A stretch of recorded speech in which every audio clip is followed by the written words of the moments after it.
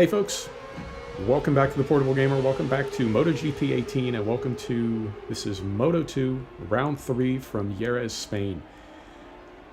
I'm going to do the full race. I haven't done this in a while. Been trying to kind of tone it down a little bit, but we did start on the pole, and we just had a horrific start. Turn 1, we were like P3, and we are back to like P9 now. After a few turns, it is not going well, and I don't do well in traffic. I barely do well on an open track. I do not do well in traffic, but I wanted to do a full race because this was a pretty good race. We're developing up our character. We're developing up the bike. Development programs went fine. What else? Setup went okay, I think. All right, we just got a couple back there. We're like to P6 maybe, and we're dicing. We're dicing, but this is an interesting race for me because I had that horrific start, and let's see, once it all shakes out here, once it's a little bit clearer on the eyes, it'll make sense to me anyway. I don't know if it'll ever make sense to anybody else, but it always makes perfect sense to me. So we end up about P6. Come on, there's the whole pain train. Yeah, 1 2 3 4 5, we'll call it P7. We end up P7. Now you see these two jamokes behind me? There's no reason we can't bridge up to the group in front of us, except for these two jamokes behind me. And this is, I really like this because these guys want to race, and the more that the three of us race, the further that lead group gets. And it's, so we are on lap 2 right now, lap 2 of 11. So yeah, now in practice it was dry, and I was about 2/10 behind the leader, the lap record, I don't know, whatever you want to call it. And then we qualified in the rain, and I ended up on pole by about 2/10 ahead. So we were all kind of, you know, you could cover us all with a blanket. But then once we get on race pace, I feel like, now I wasn't falling any further behind from the leaders, but with these two guys that want to just race and race.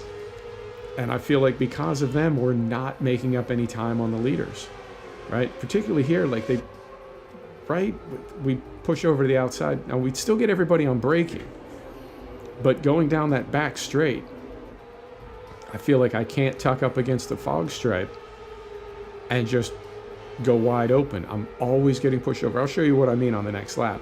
And then I have to like move over to brake, and I can still get everybody on braking, but it's, I mean, to me, that's pretty accurate racing, I have to say, because that's how it very often plays out in real life. If you could just stop racing with the person that you're racing with, you could bridge up to the car in front of you and maybe even get the pass, but it never seems to work out that way. But that's racing, that's realistic. So there's that group pulling ahead of us, and we do okay all through the lap, but then we end up dicing and we lose time. I thought it was a great race. I won't tell you the outcome. I thought it was a great race, and I really feel like the AI is right where I want it to be. Starting P3, starting lap 3 right now, third lap. And again, like in turn 1, we're okay, right? We lose a little bit through here. They bridge up. A little bit through here, they bridge up. But we're holding our own. I think we're doing all right. Through there, they bridge up, and then going into this turn down the back straight, that's where they really make time on us. All of a sudden, like boom, right there. So I want to be on that outside line, and these guys just, they're muscling me, man. They're muscling me. They're a bunch of goons. Tires are still good. Lap 3 right now, we said. Tires are still good right now, but that gets to be an issue. Now, I did see in setup, particularly in auto setup, there is a field you can go into for tire longevity. You can have your engineers set the bike up so your tires last a little bit longer. We're going half-length races. Not super critical for us right now, but I feel like in time it could be. I don't know if I'd ever do full-length races. That's a long race. Even in my F1 sims, I don't like to go full-length race. But I think if we did, tire wear would really come into play. for now, I feel it a little bit, but I feel like we can push hard enough and then just try to hang on those last couple laps, that we don't need to have the mechanics set the bike up to keep our tires better longer. Right, starting lap 4, still with these two guys. Oh, get them on braking a little bit. We make up some time there, but then through the twisties, like, I feel like I just don't have pace through the twisties, and everything that I get back with that late braking, I give away coming through here. Now this is, I guess this track, I don't want to say meaningful, is that too strong a word? It's sort of meaningful for me because this is the first track you race on when you start in the Red Bull Rookies. This is the first track I ever raced on in MotoGP 18, and I can remember even in the rookie class, like, I could barely get around this track. And so I feel like I've learned a lot. I feel like I've leveled up my rider. Check this out. They just shove me. I don't want to be over here, but then I have to, like, move in, right? Move to my right because they're going to brake before me. So I need to, like, get off that line and get out of the slipstream so I don't bump them when I brake. It's tricky, man. It's tricky. So yeah, Jerez was the first track that I rode around when I got MotoGP 18, and I could barely make it around the track, and it was so frustrating. But I've leveled up the rider. We've leveled up in class now. We're Moto 2 up from the rookies via Moto 3, and I'm feeling a lot better about it. And it's interesting to me how much more comfortable I am getting around Jerez than I was. And I mean, it should be that way. You're not going to be a competent rider the very first time you get in the sim, are you? I don't know. I don't think so. So I'm okay with that. Always on braking. I get them. Man, these guys. Just, I'm feeling like the AI is right where I want it to be. Right where I want it to be, because it's just good competition. Lap 5 now. Get them on braking. Gap them out a little bit. And then they just pull right back up to me through the twisties. I don't know if, as we continue to level up the bike and the rider, I don't know if that's going to stop being a problem, if it will become easier to control the bike and therefore easier to maintain the lead that we, going wide, the lead that we gather up when we're braking late on these fools. If we'll be able to hold on to that gap when we get into the twisties, because right there, like every time, right? So here you see it. I have to go to the right because when they brake, I'm going past them every lap. So it's like I can get in front of him, but I can't necessarily hold it. There he goes. And then back. A lot of bumping. This makes me so nervous too. I do have the penalties cranked up to realistic, but I've never seen any kind of... The only penalties you get are for cutting. You don't really get any penalties that I've ever seen for bumping or blocking or anything. So it goes. Oh, they're after me, man. I love it. And in the meantime, the 6 riders in front of us, gone. Just absolutely gone. I'm sorry, not 6. 6, because we're P7 right now. And we're trying to hold on to that. And I've sort of, at this point, lap 5, I've sort of given up on bridging up to that lead group. They're only like 1 second in front of me. But I've given up. I realize, like, my whole race is just going to be trying to fight these 2 guys off. Not like that. That's not going to do it. They've got pace on me on the straights, too. I haven't really done anything with my engine. And I feel like they're just... Oh, you know what? We can't do anything with our engine. This is spec motor, is it not? No, that's Moto 2. Moto 2 is the spec motor. We can tune our engine. We'll check when we get down here. We're going to have a ton of development points. Good lap. Getting away from them. No, I'm not. And they're right there. I cannot escape them. I love it, man. I like racing like this. I would rather race like this than win decisively. This is so much more fun because it just focuses your concentration. You can't drift for a second. Oh, and he's out. He's out. And this is yeah, this is still lap 5, is it not? Yeah. So we're just about to come around to lap 6. Man, I hope I didn't lose count. Did I? This is lap 6. Yes. Maybe? I don't know. I don't know, man. But we'll see. In fact, I'll know when. I can at least tell you when it's lap 10. Now we got bumped back when all that chaos happened, and it was that Brad Binder that crashed out. Now we've got Johan Mir out in front of us. We went from P7 to P8, and now I'm just trying to hang on to a points-paying position. The pain train is a little bit behind me, but it's back there, and it's not far. Yeah, that was lap 6, so that makes this lap 7? It's either 6 or 7. But something happens on lap 10, so I'll know lap 10 when we get to it. Back to P7. Got the pass. We're going to be able to hold on to it. And now the tires really are going away. I can feel it. We're just getting wider and wider and slippier and slippier. And I was not holding this guy off in the twisties before. And I'm definitely not now. Just going wider and wider. Yeah, there he goes. Back to P8.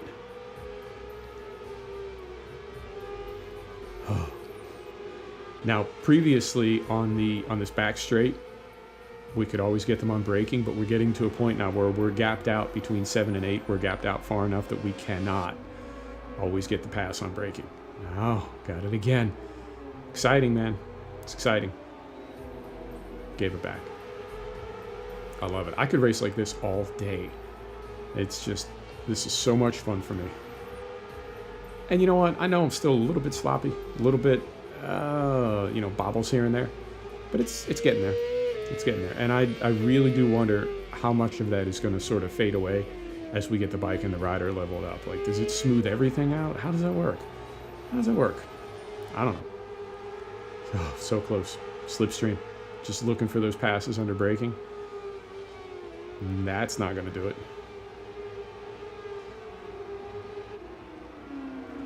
All right, and I believe we're coming up on... Yep, I want to say... This is going to be lap 7. Yep. Starting lap 7. Oh. I see it slipping away. I see points slipping away because it's every time. Now, remember we used to be able to outbrake and get the pass at the end of the front straight. Not doing that. And because we'd lose time in the twisties, there's no way. There's no way. It's just going to pull away every time. Maybe we can outbrake at the end of the back straight, but not if he's half a second in front of us. Oh. Tires are gone. Composure is gone. It's a scene, man. It's a proper scene. Yeah, he's too far out in front. Maybe we'll get one more pass at the end of the straight. No, he's too far gone. That's it. So we're focused on P8 now. We've given up on the lead 6.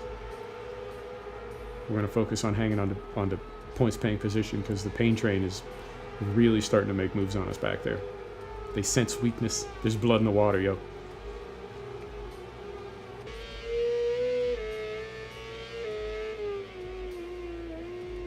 Man, I wish I could get into the code and take that tank camera out. I'm just not a fan. But I'm definitely feeling like still a bit wide. That's always been my bogey, is just running slightly wide. But I do feel like I'm in on the apexes a lot more. I'm getting a lot more comfortable. Just brushing up against the curbs.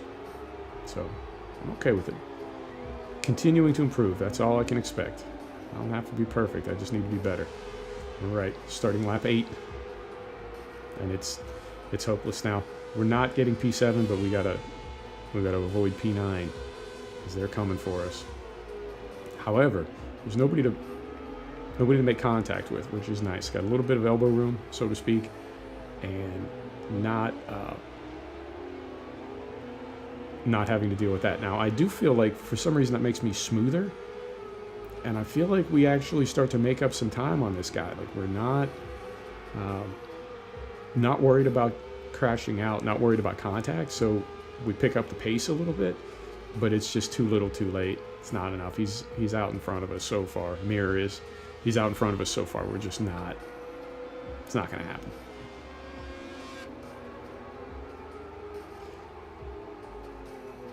But yeah, I'm pleased with this line. There's a couple places, There's a couple of places, obviously, where I can tighten it up, but I'm pretty pleased with this line. I'll take it. I'll take it. And the one thing that I need to continue to work on is when I do come up out of my tuck, when I do come up out of my lean, that I come up to the point that I want to be at, and I don't have to make that second correction. I feel like I'm scrubbing off some time per lap with that. It's not a bobble, it's just a little correction.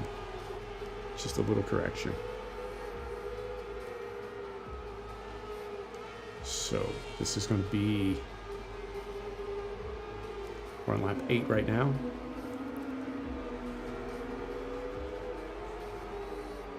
And this is going to be, well, obviously, this is going to be lap 9. P8 is gone. Paint train is coming for us. And I'm really, like, truly focusing at this point. Tires are gone.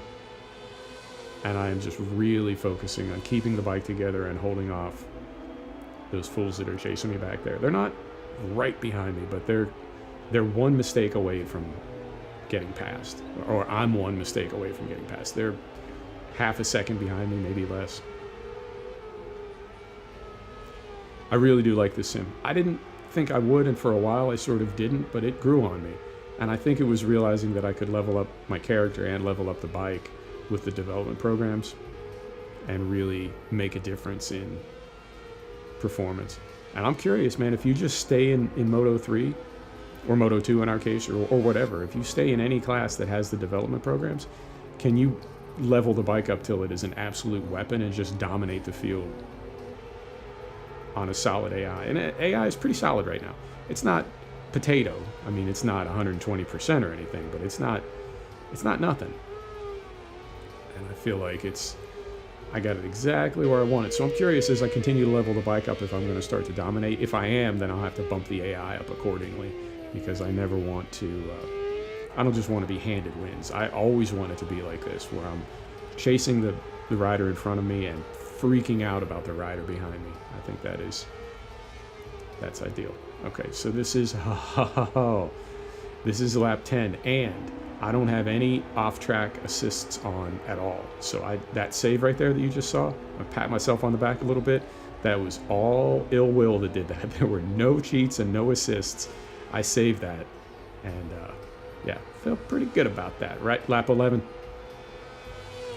and we lost a little bit of time to P9. They are very close now, and we've got no margin. Yeah, we just got to hang on for this lap. Tires are gone. Just got to hang on for this lap and try to get a couple of points. And we're where? In the points, we were what? P2 in the championship, I think? Maybe? Yes? P3? But this isn't going to do us any favors.